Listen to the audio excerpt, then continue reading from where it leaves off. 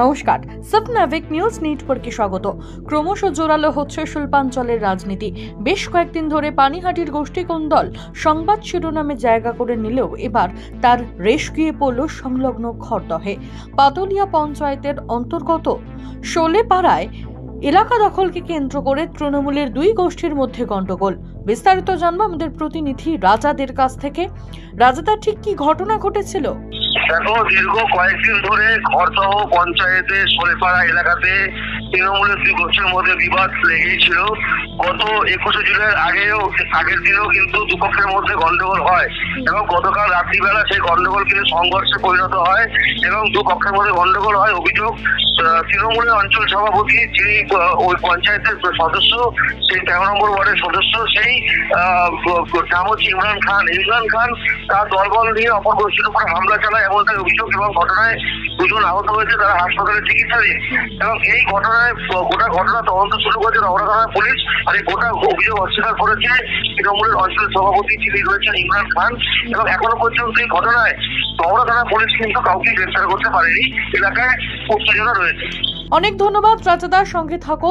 কি অভিযোগ করছেন আক্রান্তরা, শুনবো। আমরা কি নিয়ে ঝামেলা হয়েছে আমরা জানি না। আমরা বসেছিলাম, একটা ওয়ার্ড কাউন্সিলর শেখ রাজা, ওয়ার্ড মেম্বার শেখ ইমরান, দুটো ছেলে নিয়ে এসেছিল দুজনের দলের। 20-25 জন মিলে এসে স্যার পুরো মেশিন, চাকু, বাঁট, শাবল নিয়ে এসে ভেঙে দিয়েছে। মেরে রাস্তায় শুবিয়ে দিয়েছিল। আমাকে মেরেছে, আমার চাচাকে মেরেছে। 20-30 জন ছিল, পুরো ঘিরে নিয়েছিল। কি জন্য হয়েছিল স্যার আমরা জানি না। আমাদের খালি বলছিল যে ক্যানিং মাতালের এখানে থাকতে দেবো না। আমরা কিচ্ছু বলিনি, চুপচাপ বসেছিলাম। তারপরে ঘিরে নিয়ে এসে মেরেছিল স্যার। কয়েকজনের নাম, কয়েকজনকে আমি চিনি স্যার। বেতাল ছিল, মীর ছিল, ছোট ছিল, কামিনা ছোট ছিল, মন্টু ছিল, ওরা সব ছিল। আরো মন্ডল পাড়ার অনেক কেউ ছিল, শেখ ইমরানের ছেলে অনেক কেউ ছিল। মাথায় মেশিনে বাড়ি দিয়ে মেরেছিল, পুরো বাড়ি মাথা বলছে পুরো পরিবারকে মার্ডার করে দেবো মেশিন দিয়ে। রাগটা কেন স্যার আমরা জানি না। বলছে ক্যানিং মার্কেটে থাকতে দেবো না এখানে। আমরা পার্টি যাই না, তার জন্য আমাদের স্যার 2 দিন ধরে টর্চার করছে। কালকে সারা রাত আমাদের ঘুমাতে দেয়নি। নিজের বিরুদ্ধে ওঠা সমস্ত অভিযোগ অস্বীকার করে ঘটনা প্রসঙ্গে কি জানাচ্ছেন পাতলিয়া পঞ্চায়েতের তৃণমূল ছাত্র পরিষদের সভাপতি ইমরান খান, শুনবো। আজকে ঘটনা ঘটেছে, একটা দাদার জন্মদিন ছিল, আমাদের অতনু দাসের। জন্মদিনে কেক কেটে ওদের বাড়ি পৌরসভা এরিয়া, তো ওদের বলা হলো তোরা রাতে থাকিস না, চলে যা। তাদেরকে একা পেয়ে মারধর করে বেধড়ক। একটা মহিলা এসে আমাদেরকে খবর দেয় যে তোমাদের দুটো ছেলেকে মেরে ফেলে দেবে, এরকম আছে।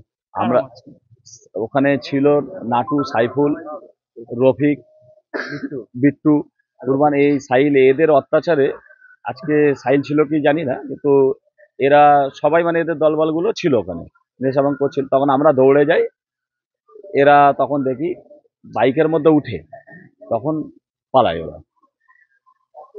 ওরা বলছে যে মাথা ভাগিয়ে দেওয়া হয়েছে, আম দিয়ে আপনি মেরেছেন, আপনারা। না, এটা মিথ্যে কথা। আমরা কাউকে মারিনি। ওরা বাইক নিয়ে যেতে গিয়ে আমরা দেখি দূর থেকে একটা ছেলে বাইক নিয়ে দম করে পড়ে যায় ওখান থেকে। তাকেও আমরা ফের আবার যখন পিছনে করতে তো বাইক নিয়ে তারা পালিয়েছে। তখন তারা বাইক নিয়ে পড়ে গিয়ে মাথা ফেটে যেতে পারে।